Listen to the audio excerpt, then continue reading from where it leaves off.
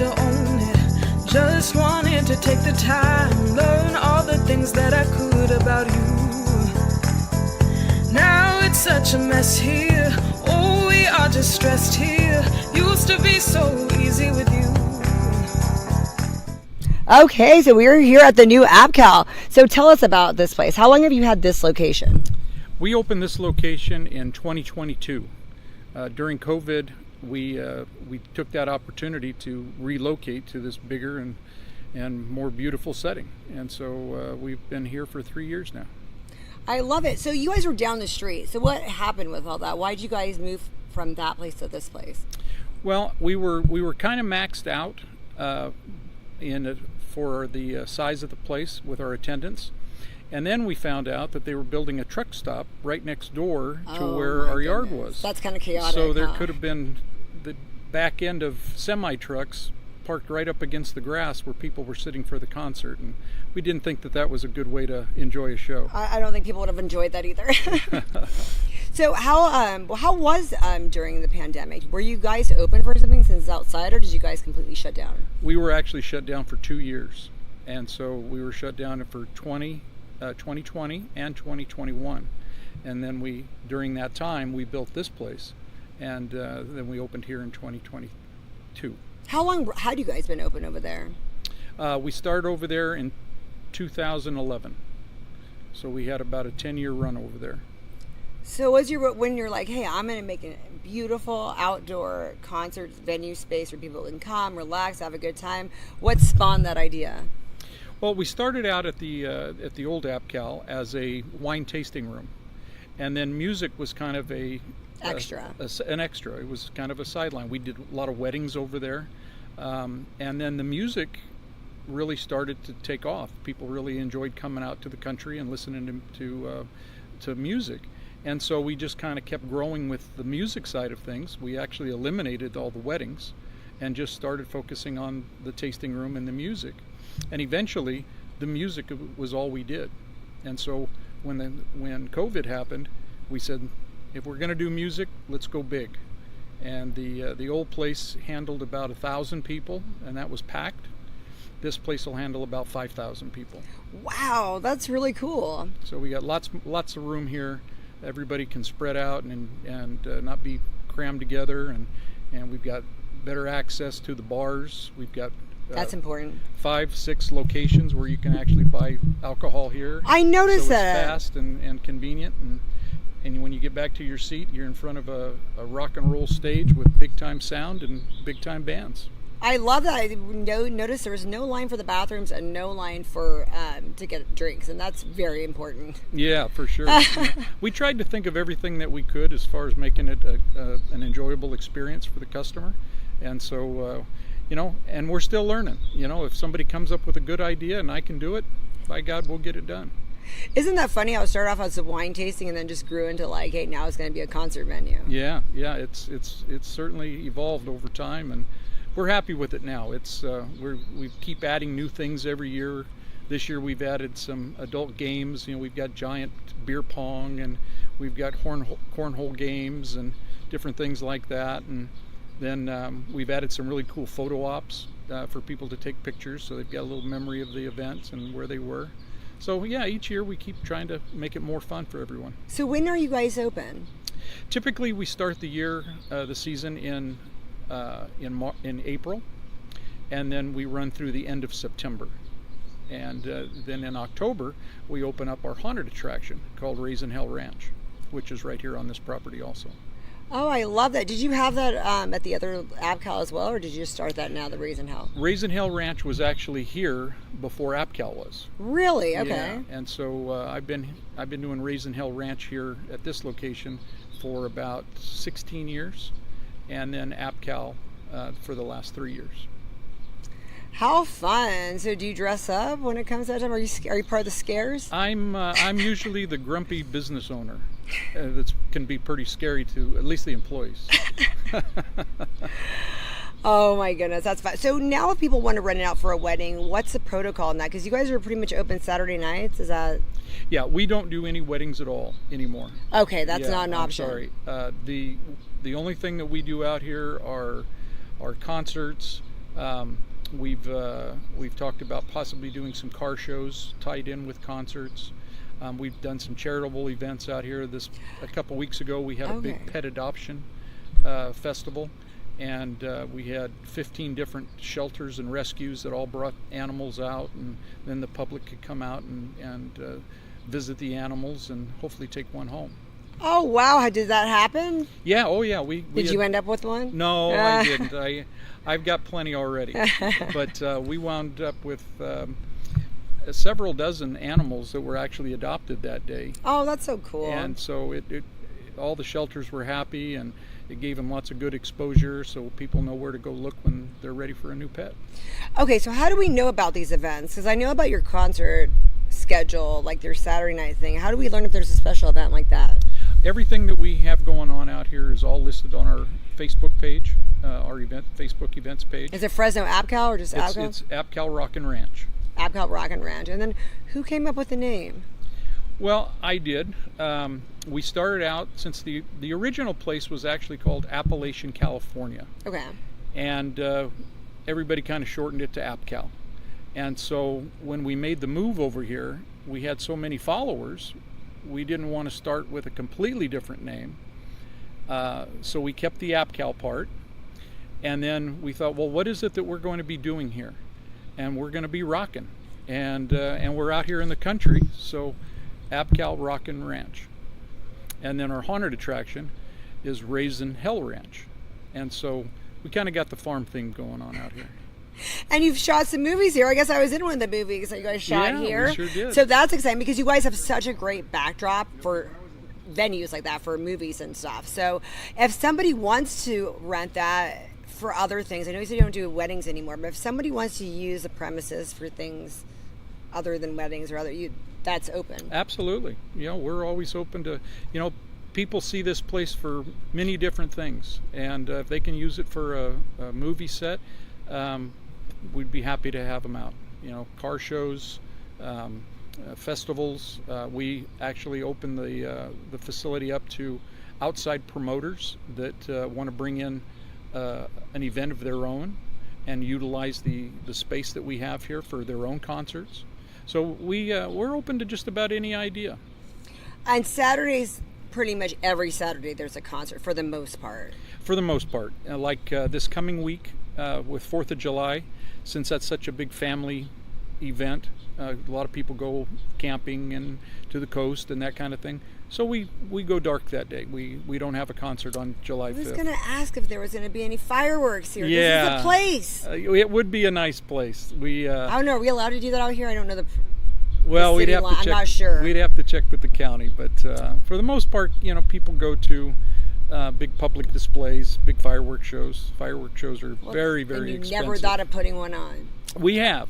We actually thought about putting one on during COVID, and we thought about making it something where you would drive in, park your car in the parking lot. Oh, I love that idea. And then we would shoot the fireworks off from in here, and have food trucks and all that kind of stuff. But the county wasn't quite ready for us to do something like that. So. There's always someone that has to ruin our thunder, right? Yeah, rain on our parade. Right. That actually is a good idea. So could you have a drive-in movie situation? So if somebody wanted to launch a film showing for the first time, you kind of could do that here. Absolutely. Well, that's what we should do with the movie that was shot here. We should have the premiere here. Well, we've actually talked about, I've looked into purchasing some of the big inflatable movie screens. Right. And we looked at one that was like 25 feet tall and wide, where you could come out, bring your lawn chairs, and we'd project a movie up onto the big screen, and it'd be kind of like a drive-in movie. Do people know about that you kind of have to bring your own chairs to this event? Or a lot of people come in like, oh my gosh, we don't have chairs. What do they do? I know you stand up and dance a lot during the concert, but it is kind of long if you come at the beginning. Sure. Well, we try to, on all of our ads, we try to remind people to bring a lawn chair. That's always part of everything that we advertise. But if somebody comes out and they don't have a lawn chair, then we have these white chairs like this that we rent for $5 if you need to. If you just what about blankets? Do you rent out blankets, like picnic blankets? We don't do that. We haven't done that yet, but we do, and for the most part, mostly everybody brings out a chair. But, in those few instances, you always have enough chairs, it seems like, if there's somebody. That's great, because sometimes people don't want to look around. They're like, I'll just rent it for $5. That's not a big deal. Sure. There's VIP tickets, and what does VIP usually include when you get the VIP tickets here for the concerts? VIP actually steps up your experience quite a bit. We have the VIP ticket comes with a VIP entrance line, so the lines are much shorter to get in. You pretty much walk right in, get through security much faster. We have an area designated as VIP that's fenced off. Nice. VIPs can either buy a VIP ticket and bring their own chair, or you can rent a VIP table, which is a table for 8 people. There also is an exclusive VIP bar, so you have your own bar compared to everybody else having to be in line at the other bars. The VIP area also has luxury flush toilets compared to the porta potties that the general public has. We have some photo ops set up in the VIP area. We have some games that are exclusively in the VIP area. And we actually even have some premium alcohol that we only sell in the VIP area.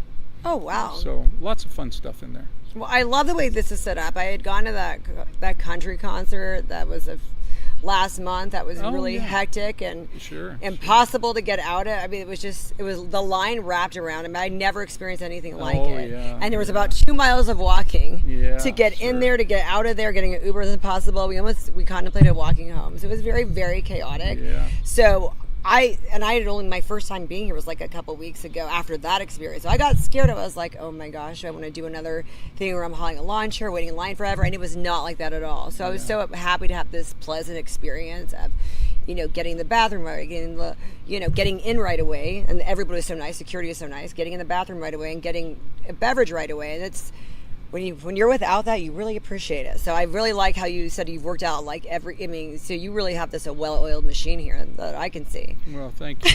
Well, we try to think about, if I was going to attend an event, what are the things that I would want? And I try to look at everything that we do here from the customer standpoint. So, our parking, it's all up close. It's we have lighted, the parking lot's lit.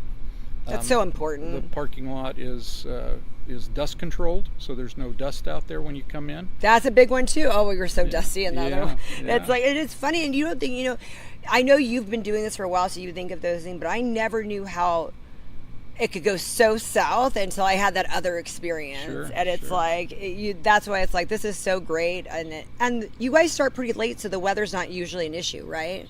Yeah, we try to hold off until April as far as the starting of the concerts. Every once in a while we'll get a rainy day that we have to cancel, but for the most part we have good weather all throughout the like season. time-wise, you guys usually start around 7? Yeah, typically our gates open at 6, Okay. and then the music typically starts at 7. We have an opening band that usually plays for about an hour, and then the headliner band will play for 2 hours.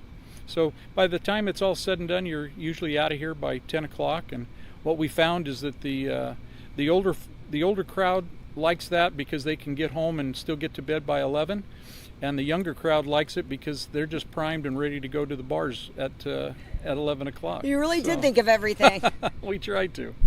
I love it. Is it always 21 and over, or sometimes you have family-friendly concerts? What's the story on that? We actually do a couple of events that are all ages. Okay. The pet adoption event was all ages, and then in September we have a Taylor Swift tribute band that's going to come through, and so we make that an all ages event, and this way all the little Swifties can come out and sing along with their favorite singer. So the Halloween event, so you said just October, so is that just the entire month of October?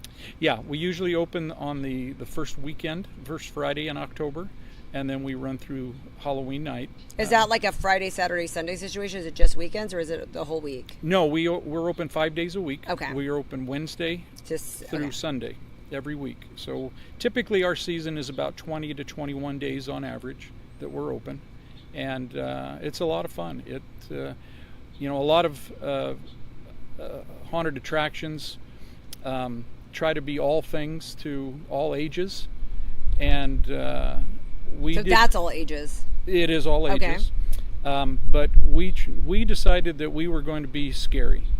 And so we go all out to try to really scare the hell out of you. And that is our claim to fame. We want to be the scariest haunted attraction that you ever attend. And so it may be a little bit too scary for the little ones. But as they grow up, we recommend 12 and up from as far as the age on Raisin Hell Ranch. I love that. And so, because it is so big, you don't really sell out. There's tickets pretty much for anyone who wants to buy them during that season as well, right? Or... Yeah, well, we're open for, so there's so many days, there's 20 days. And we do sell out by the night, though. Okay. There's certain nights that, you get closer to Halloween on Friday and Saturday yeah, nights. it's going to be pretty crowded. And, we'll limit it to about 1,500 people a night. Wow, that's still a lot of people coming through the doors. People. And so, there is a point where we do have to sell out and stop ticket sales because we'd be here till the next morning if we didn't. Well, thank you so much for speaking with us, Darren. Then I can't wait to see all that this place has to offer. So let's go take a look.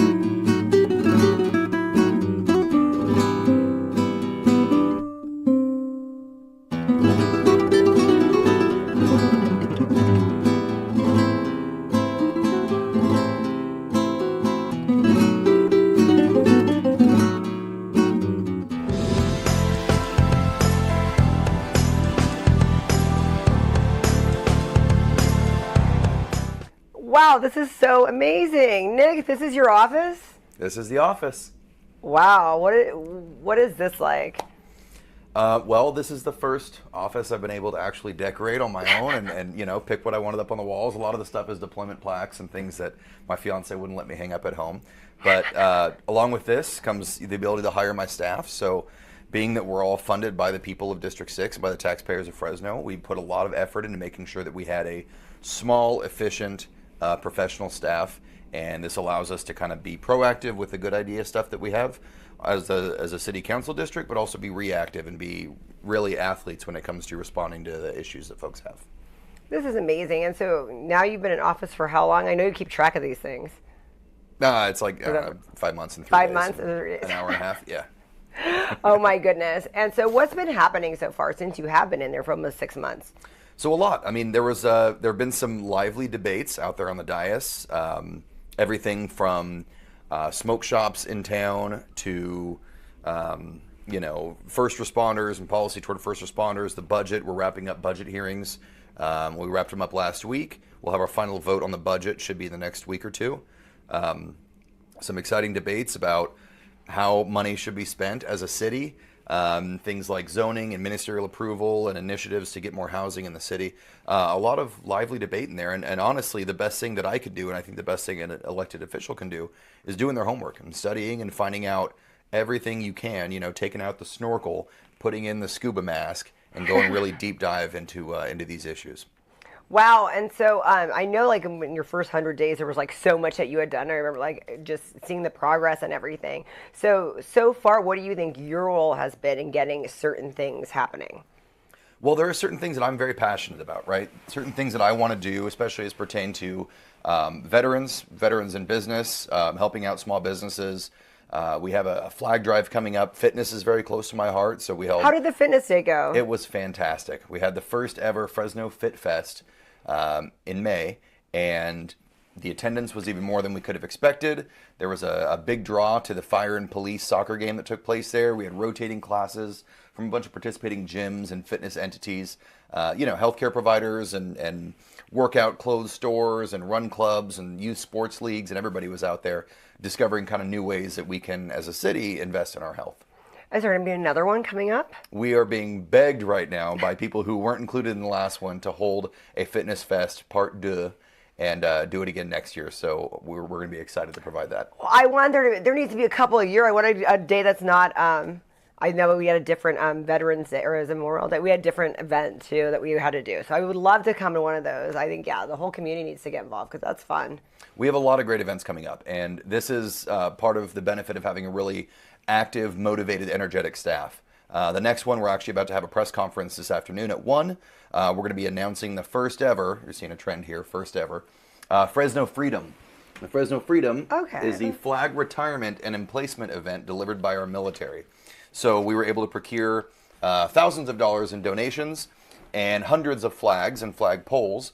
And we'll be announcing today that we're opening it up to the public to request if their flag is old or worn or faded or stolen or anything like that. They can let us know through a bunch of different city means, and we will send out some of our uniformed military partners in their camis out there to deliver it to them and exchange them for their old flag. What a treat. That's exciting. Being in the Central Valley with the heat, I'm sure there's a lot of withered away flags that are withering. Well, a lot of folks who, maybe don't want to go outside. Yeah, a lot of elderly people. Store, yeah, exactly. Yeah.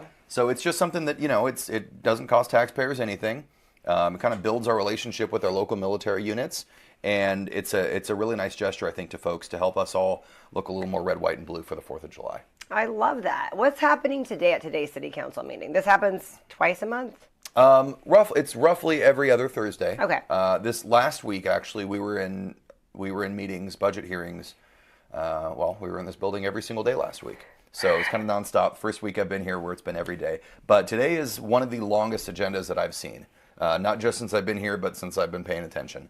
So we went through all the letters of agenda item A through Z into the double letters and went all the way through double A through double Z and even got into the triple letters. So it'll be a hefty one. And there are things coming up like industrial zoning in South Central Fresno, things like ministerial approval. There are things regarding the smoke shops again that are coming up, a few interesting proclamations, some moving around of funding and some issues that are going to be dived into a little bit deeper that we kind of realized during the budget hearing process. What's the issue with the smoke shops? You brought this up a couple of times. What's going on with that? So I'm very passionate about it, and due to some kind of ongoing negotiations, there's not a ton of detail that I'll get into, but essentially we have roughly 83 businesses in Fresno who operate as smoke shops. Okay. They sell things, primarily tobacco products.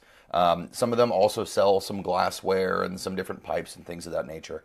But really, there's no mechanism that allows the police and code enforcement to go in unless there's a complaint from that business.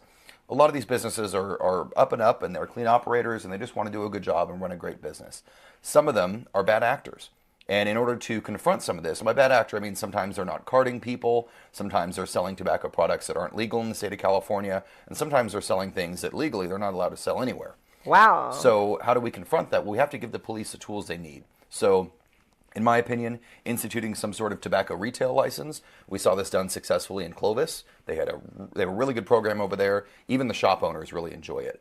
It reduces the cost for the business owner. It raises their accountability to the city, and it kind of makes them just a safer operating business for everybody involved. That's something that I'd like to see put in place. Not anything that overcharges the business or forces them out or makes Fresno in any way look like we are closed off to any type of industry. Oh, that's great. What have you noticed, like, in the 6 months, what's the most surprising thing you've encountered while being a Fresno City Councilman? Oh, man, I'd say the most surprising thing I've seen here is just the sheer level of subject matter expertise that lives here in City Hall. I mean, I can walk across the hall or go upstairs one floor and sit down and talk to somebody who can explain for 3 hours to me just speed bumps. I mean, that is their bread and butter. And there's someone else here who knows everything about tree trimming you could ever want to know. And somebody else who has all the bus schedules and all the bus routes memorized like the back of their hand. So just the subject matter expertise that lives here in this building is really, really impressive. And the answers are out there. If you call your local elected official and they tell you they just don't know and they just can't find the answer, it's usually not true. The answer probably lives somewhere in the building and it just takes a little footwork to go find it. Oh, that's incredible. How have you been received as a new guy? Well, you know what? I don't know what folks are saying about me behind closed doors, but we had our second quarterly town hall last night, and we packed the house. It was great. That was the second time in a row that we've had, dozens and dozens and dozens of people show up just to kind of voice their concerns and get to know me a little bit and let me get to know them and kind of express from that, the boots on the ground view, what issues they're most concerned with. So with the turnout there, the turnout at FitFest, the emails of support or the letters that we get, it's really encouraging. Even folks from other districts are reaching out and saying, hey, we appreciate that you took this stance on this issue. It means a lot. And that's our goal. One thing that we have to prioritize, obviously, is looking out for our constituents, but it really helps when you get along with your colleagues, with the other staff, the administration, and the other departments of the city. And so far, it's been a pretty warm welcome for us here. It's really awesome. So how important are these meetings that we're going to go see right now and every 2 weeks? Is there a lot of stuff that's kind of fluff, or everything's really pretty important that you guys talk about? There are some things that some people may never have heard of, and it kind of floats by in the consent calendar, and they go, okay, we're gonna, we're gonna adjust the contract from 1.5 years to 1.6 years for this one. Okay, fine. And there are some things that are very, very important to people, and you can kind of look out at the crowd and get a feel for that. But these city council meetings are important for two reasons. One, this is the chance that the elected body gets together and we can discuss everything in the open. There are no restrictions. We can have these conversations out loud in public and make the decisions that people rely on to live their lives, more safely and successfully. And the second thing, and probably the most important thing, is this is our chance to hear back from the community as well. With the public comment portion, people can come in from anywhere around and come sit and look at their elected officials in the face and get a chance to talk and have their voice be heard by us behind the dais, by the administration and the mayor, and the community at large, since this is available publicly. So what are kind of some of the things that the public has come that you're surprised about when they come and they talk to you? Have people addressed you directly and said, oh, Nick Richardson, you do this in our district? What are some of the things that's happened in the past 6 months? A couple. In fact, one guy came in, and that's how I got that name placard that says Nick Richardson, the cool one, because somebody didn't have anything positive to say about anybody, but pointed me out for that. So wow. I was grateful. I wouldn't say that any of the things that people come in here really passionate about are surprises, because of that homework, because I spend so much time out in the community hearing from people. It's, hey, I want to talk about this thing. And I say, yep, and I know probably right where you live and why you're concerned about this. And I wouldn't be surprised if I've actually been at your doorstep talking with you about this. So I wouldn't say I'm necessarily surprised about it. Sometimes I'm surprised by the level of support, but the topics that come up that really drive crowds to show up in force, I wouldn't say necessarily come out of the blue.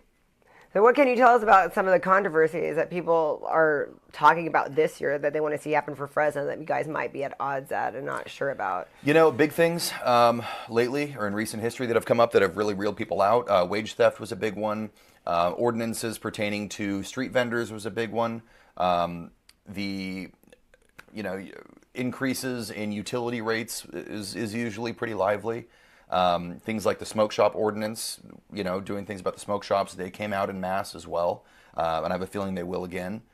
There's something today up about the industrial rezoning in South Central Fresno that there are a lot of folks who are very passionate about. They will likely be here today as well, although it sounds like from our previous conversation that item might be tabled. Ministerial approval, opening up housing opportunities around the city and economic zones. Things like that, folks will likely be here voicing their opinions, and we're happy to have them. And what about the financials? Is that sometimes an argument that you guys have, like behind the scenes, about what you guys are spending money on? Because that's kind of a big one. Yeah, during the budget hearings, a lot of folks would come in and say, hey, we would request, you're allocating $1.5 million from this to that, and we'd like it to be $2 million instead.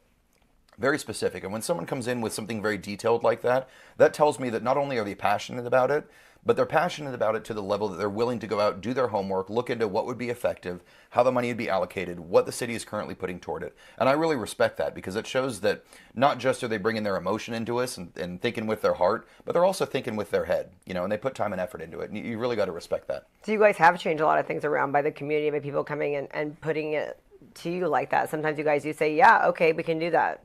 Sure. I mean, we work for the people in the community. We wouldn't be in any of these seats if it weren't for the permission and the blessing of our constituents. So absolutely. I mean, we operate that way. The Planning Commission has changed a lot of their decisions based on public comment. I'm sure the County Board of Supervisors has as well.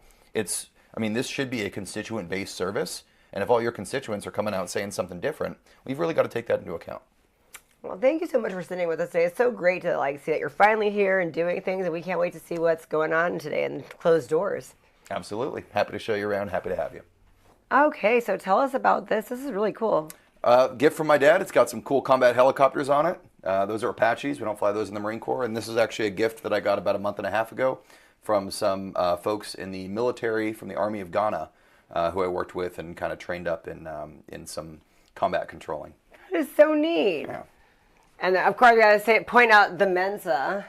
That comes up a lot. A life member. What if you get in a coma, though?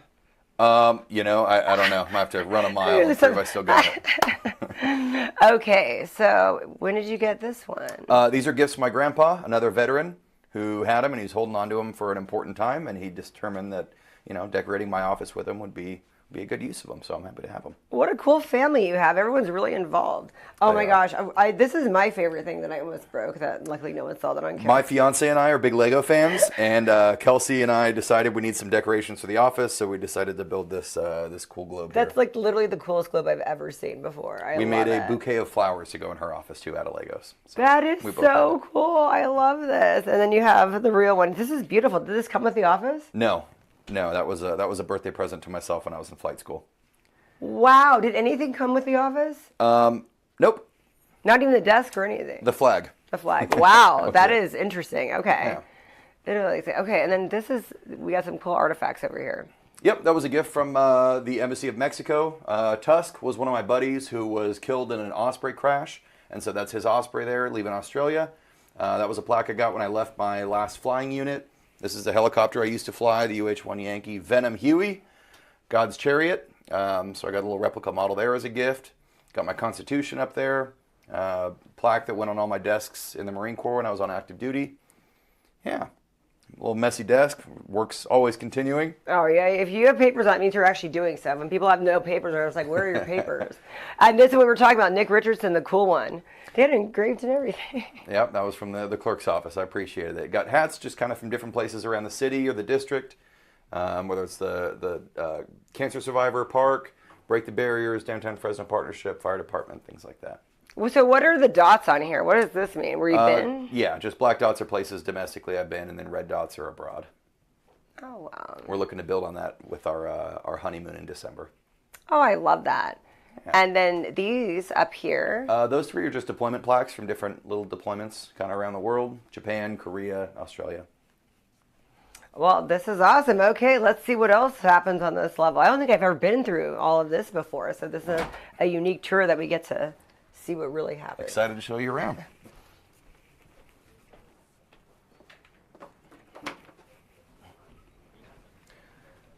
This is my warrior of a chief of staff, Nicole. Hi, good morning. Oh, the warrior, definitely. That's it. We've got our map of the city in District 6 here, so the staff can actively track things. This is amazing when you put it up like this, how huge it is. Yeah, and we've got the other city council staffs are actively working, running around, staying busy right before our council meeting starts at 9. And here we can take a peek into meeting room C, which is the media room. I believe currently unoccupied, but anytime you see a press conference, this is where it's going on. So the speaker will stand right here by the podium. We've got the blue backdrop, and the media will usually assemble over here to the left. Funny how small this is. Yeah, it seems bigger Yeah, in the videos, huh? And then at about 8:58, all the council members will make their way down this way.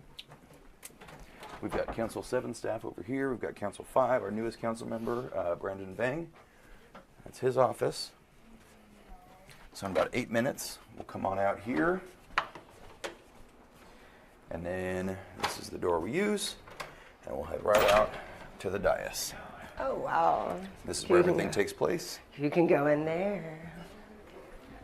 I've never been on this side either. So you can see we've already got some members of the public who are here ready to join us for the council meeting on both levels after they go through security and come up the elevator. And then I'll take my place right here at my seat, and then we do the people's work. So what do you have back there behind your seat? Do you have like little things like? Well, this is the statue that goes on the dais when I'm gone for military duty, just so everyone kind of knows where I am. And then I got my TV. I'll usually set up my binder, my iPad there with the agenda on it so I can go through in detail as we go item to item. Nice. Do you have snacks in there? Don't worry about what I have in there. Oh my goodness.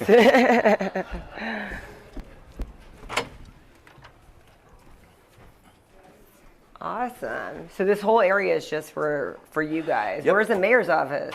The mayor's office is back all the way through the council chambers around to the left, and you'll see him. He'll come out for the council meeting as well. He's in the back. Yeah. But I'm going to get prepared. I'm going to get my notes ready and head out and do my favorite part of the job. Awesome. We can't wait to see what happens.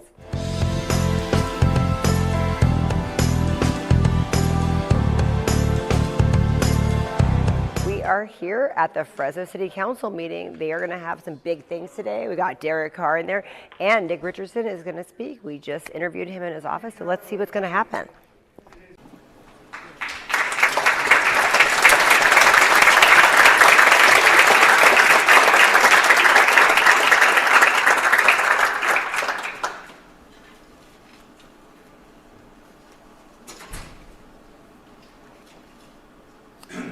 We want the two of you to know how much we love you and appreciate you and thank you. And I'm going to have Heather and Derek please come up here. And if you want to have Dallas come up and Decker and Deacon and Brooklyn come up with you, it would be an honor to be able to stand with you folks right here. I want to thank my communications team. I woke up a couple nights ago about 1 in the morning and said, hey, I think we should put together a video for Derek and Heather. And they did that yesterday, and so I'm grateful for that, and, for them being able to do that, create some memories for Derek. We'll get you that video for you.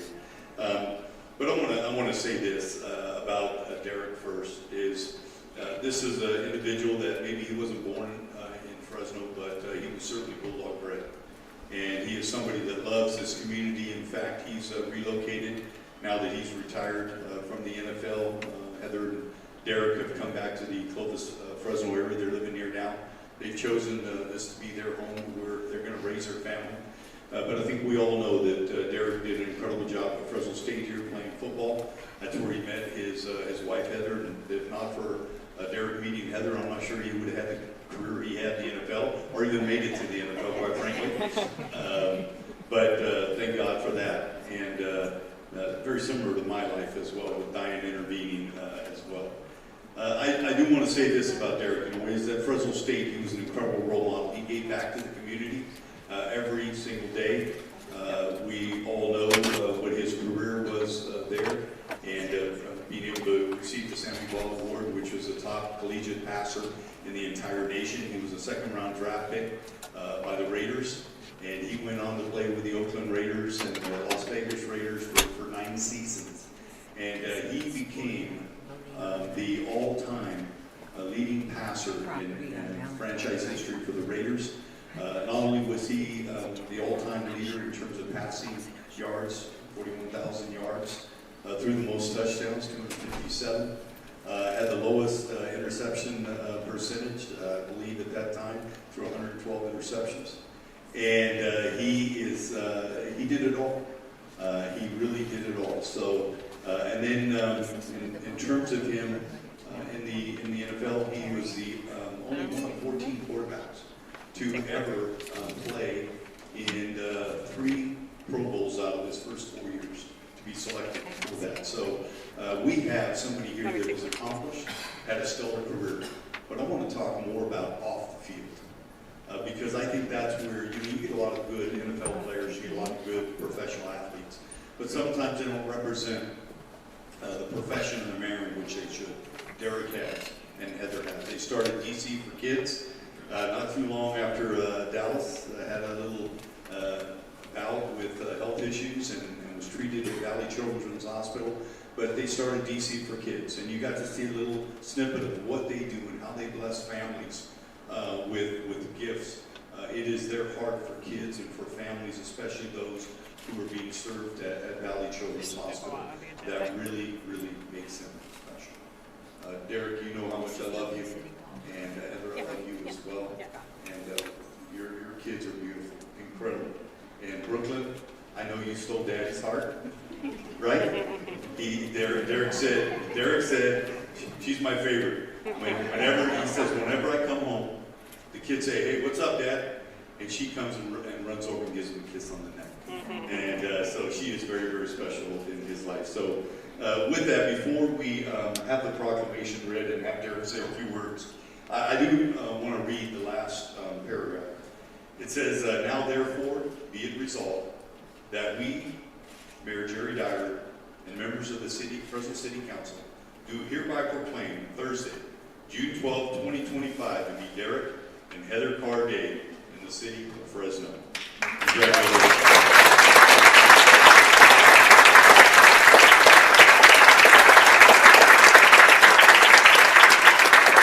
Please read the proclamation. We'll take some photos over here. How's that? Whereas Derek Carr recently announced his retirement after 11 National Football League seasons, ending a stellar career that included 4 Pro Bowl selections, as well as an unparalleled reputation for leadership and competitiveness. Derek is one of only 14 quarterbacks in NFL history to earn Pro Bowl selections in 3 of his first 4 seasons. He threw for more than 41,000 yards and tossed 257 touchdown passes in a career mostly spent with the Oakland/Las Vegas Raiders, but also included his final 2 years with the New Orleans Saints. And whereas in 2014, Derek was a second-round Oakland Raiders draft pick, which followed a superb Fresno State career. Derek holds Raiders franchise records for most passing yards, completion percentage, passing TDs, highest passer rating, and lowest interception percentage. At Fresno State, Derek Carr was a 2-time All-American and winner of the 2013 Sammy Baugh Award, which goes to the nation's collegiate passer. He threw for 12,842 yards and 113 touchdowns. And whereas, as accomplished as Derek was on the field, he was and remains equally accomplished off the field. A tremendous man of God. Derek often says the 3 most important things in his life are faith, family, and football. And whereas Derek and Heather met while attending Fresno State, they married in 2012 and have 4 beautiful children: Dallas, Decker, Deacon, and Brooklyn. Heather's unwavering support, dedication, and partnership have been foundational to Derek's achievements. She exemplifies the values of service, resilience, and dedication, and is a positive role model for others, demonstrating the power of teamwork within families, especially when one member is in the public eye. And whereas in their compassion and hands-on community involvement are prominently displayed through the DC for Kids program established after Dallas was born with intestinal malrotation, a potentially life-threatening congenital anomaly. This is just one of the ways both Derek and Heather give back to their community. They are champions of Fresno and examples of God's highest calling. Now, therefore, be it resolved that we, Mayor Jerry Dyer, and members of Fresno City Council, do hereby proclaim Thursday, June 12, 2025, to be Derek and Heather Carr Day in the city of Fresno.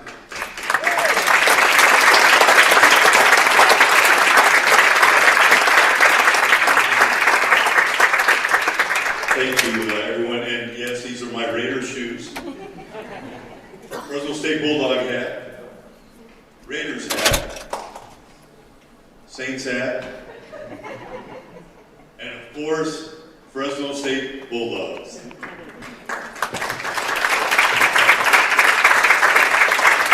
And Melissa said I had all of these. She said, "You're not a Swiftie, you're a Carry." So, anyway, thank you, everybody. Appreciate it. Council, thank you very, very much. Thank you.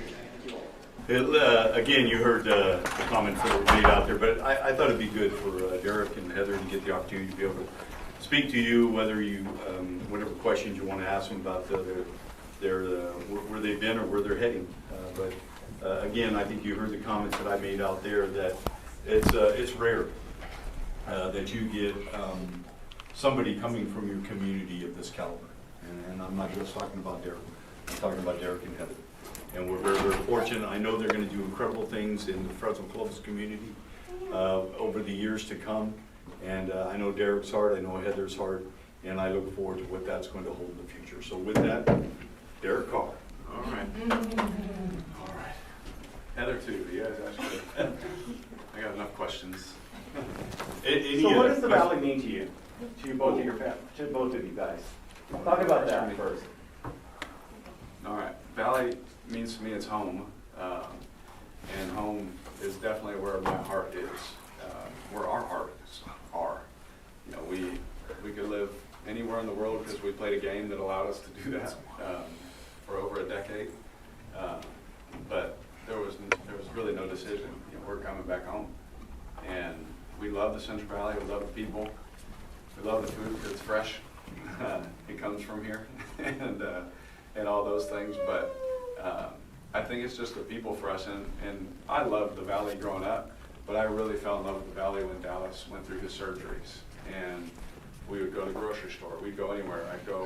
I'd be walking down the ramp for a game, and people were like, "We're praying for your son." It's just, you know, we're praying for you. We love Dallas, and it's like, you don't get that everywhere.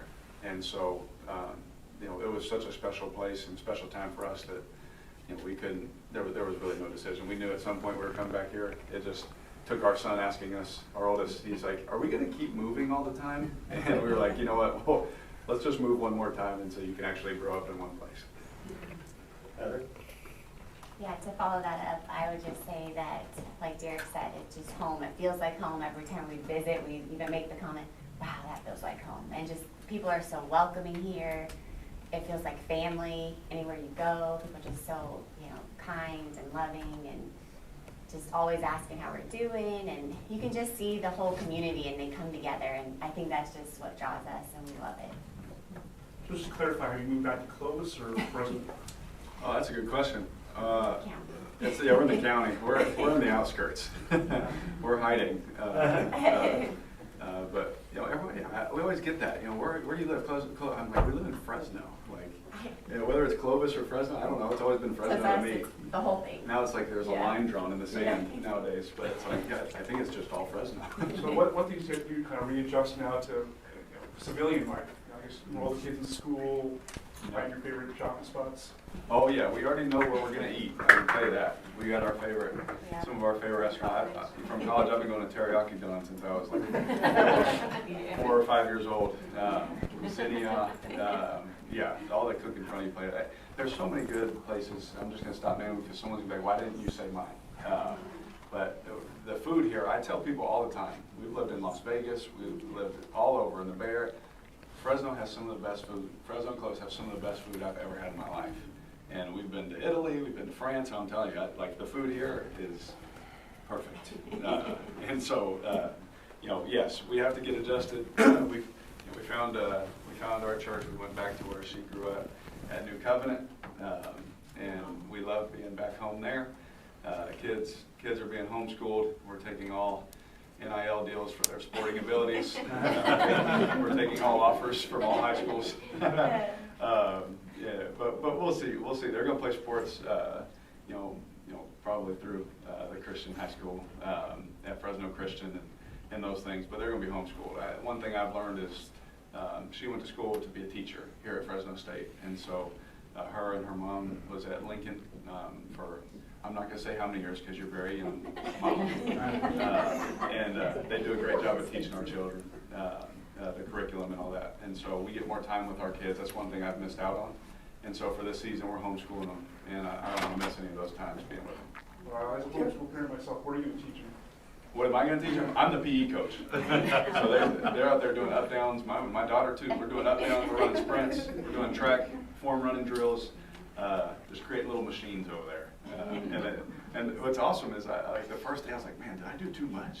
And then the next day they asked me like, can we do that again? I was like, yes. All right, perfect. So they're loving it.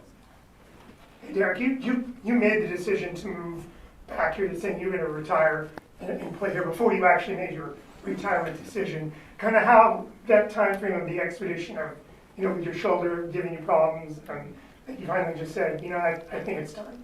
Well, what's crazy is when we decided to come back here, I hadn't even thrown a football. And so we were driving in the car and Dallas asked us, he's like, do we have to keep moving? And it was at that moment we started talking, for a few weeks every night about, actually just coming back home to Fresno. And so we knew ahead of time, regardless of football, I was full on set to play football and, all that. And we came back to Fresno, and it's right at that March, I think it was into March kind of period where I usually start my throwing back, and I went to throw, and I looked at her and she's like, are you okay? I was like, I can't throw it farther than 20 yards. I don't know. I've never had this. I remember something happening in practice, but then I broke my hand that week, so I didn't even think about my shoulder anymore. My hand's in pieces, you know. And so it was just it was a weird dynamic, but I told the Saints immediately. We got on it, and so we just kind of went down the track of what is possible. And it was either me play it 80%, try and rehab it, get it to a certain point, but you know, one hit, you know, one throw could change that in an instant, you know, or have the surgery and miss more than half the season. And I didn't feel right doing that. You know, they felt like they could potentially rehab it and do this, and I didn't feel comfortable with that, and I also didn't feel comfortable with just taking their money, if I'm honest. It just didn't sit right with me.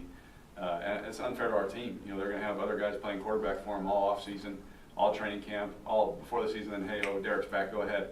And just as a quarterback, like, that's not, I just didn't feel that was right. And so it was an easy decision to stay home. I mean, she's amazing, beautiful. So it's very easy for me to stay home and be with my kids and my wife.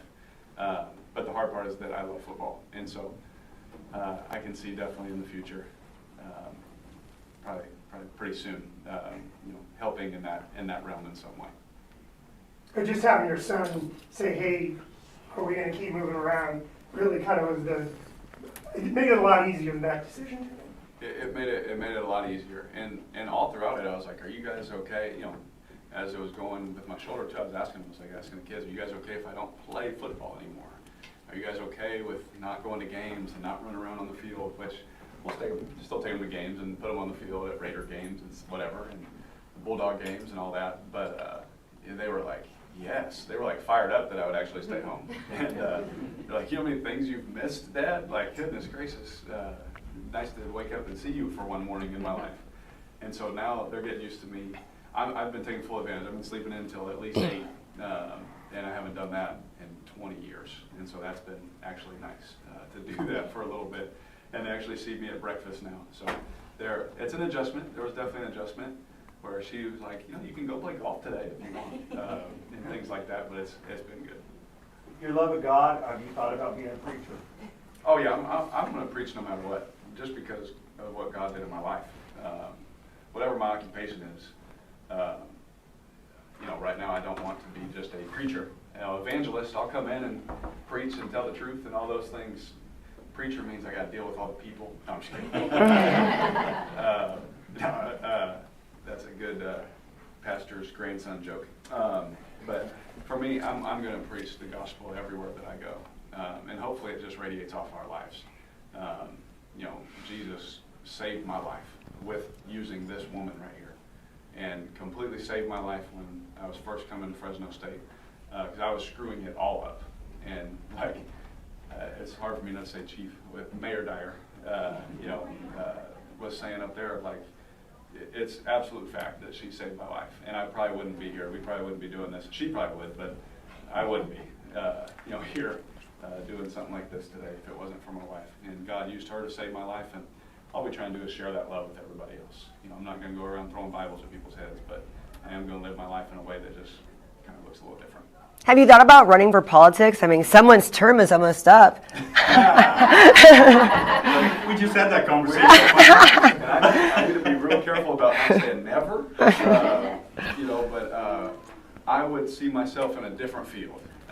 Politics for me, I love people and I love doing the right thing, and if I can ever help in any way, I'm always down to help. But sitting in that seat, it's all you. Talk about your foundation, you and your brothers, right? Talk about what you guys are going to plan, what you guys have planned for it. Are you talking about the YouTube stuff? Yeah. And all that? So my nephew was he started a podcast, Harvester podcast and sports podcast. And he took this thing from nothing. He moved down to LA with nothing, just a shirt on his back, and turned it into something. And it was really impressive, and he loves doing stuff like that. So it's just a fun way for me and my brother to just do fun things with my nephew and my best friend. And it's turned into some fun things with our wives, going out and playing golf with us and different fun things and all that kind of stuff. But it's going to be like sports media kind of things and that kind of stuff, just for fun. You know, because my nephew, he's good at it. He's got an ear and eye for it. And, you know, he's got to deal with us trying to figure out how to make it work, but it's been good. And we have, obviously, we kind of launched it just to have something to start with, and now we've been meeting with people and all this kind of stuff to actually turn it into something. And so whatever it turns into, it'll just be for fun. It'll never interrupt, what we're trying to do as a family.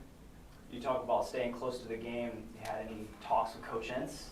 Oh, I definitely talked to Coach Ince, and Coach Baxter is still there. He was my special teams coach as well. Even though he didn't let me run down on a kickoff, he was still my coach, and I did academic game plan with him. I used things that Coach Baxter taught me at 17, 18 years old that I still use today. Like I can memorize a list of 10 things in any order because he taught me a certain way to do it, and I still do it to this day. What do we need at the grocery store? I don't even write them down, those kind of things. Now we got Instacart, so I may lose that skill. But yeah, I've talked to Coach Ince, and I'm here to help the Bulldogs in any way. And I think someday it'd be a dream to walk down that ramp again in some capacity. But for the time being, that I'm here to support Coach Ince, and we have an amazing coach. Every coach that I trust and believe in, Coach Tedford, Coach Hill, Coach Baxter, they've fallen in love with Coach Ince, and for them to say that, because they're very honest people, it says a lot. And so I'm really excited about Bulldog football with Coach Ince here right now. And then I noticed that first touchdown in the NFL chucked right into the You saw crowd. that? That's what I was telling my son. Did you ever get that back? Great story. Thank you for asking. So we see this look. I check the play. So I'm a rookie. I check a play. I love Peyton Manning. So I'm like checking a play in the NFL against Rex Ryan. It hits. It's a touchdown. So I think I'm the coolest person in the world. And so I'm like, yes, I can do this. And I start running over there, and he's looking in the stands, and he chucks the ball, and we're in New York. I was like, that was my first ball. And anyway, I don't even say anything to him. I'm a rookie, so I can't say anything. So I'm like sad, kind of. And after the game, we're sitting on the bus, and he walks up and hands me the ball. And I was like, bro, what is this? He's like, it's your ball. I saw my aunt in the stands like 18 rows up, and I threw it, and she caught it. I was like, first of all, great throw. And second of all, tell your aunt thank you so much. So I still have the ball. It's at my house right now. But that's a great story, yeah. All righty. Good. Everybody, appreciate you. Thank you. Thank you. Thank you very much. Appreciate it. Yeah, thank you. Thank you. Yeah.